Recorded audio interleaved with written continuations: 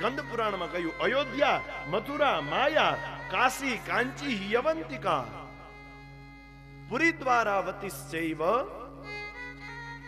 સપ્તૈતે મોક્ષદાયિકા. 7 પુરીઓ કઈ છે, એમાં છેલ્લું દ્વારિકા રાખ્યું છે.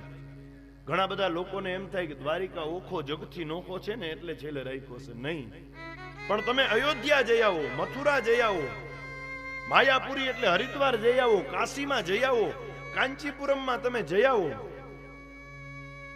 યવંતીપુરીની અંદર તમે ઉજ્જૈનમાં જઈ આવો, પણ આ બધે અહીંયા ગયા પછી જો પુરી દ્વારાવતીશ્ચૈવ, જો તમે દ્વારિકાની અંદર નથી જતા તો 7મી પુરી મોક્ષદાયી દ્વારિકા જ છે. એક વખત મોક્ષમ ઈચ્છેત જનાર્દન, તમારા જન્મથી લઈ અને મૃત્યુ સુધીમાં એક વખત પણ તમારે દ્વારિકા નગરીની અંદર તો જાવું પડે ને જાવું જ પડે, તો જ તમારા મનુષ્ય જન્મનો આ ફેરો છે એ પૂર્ણ થાય.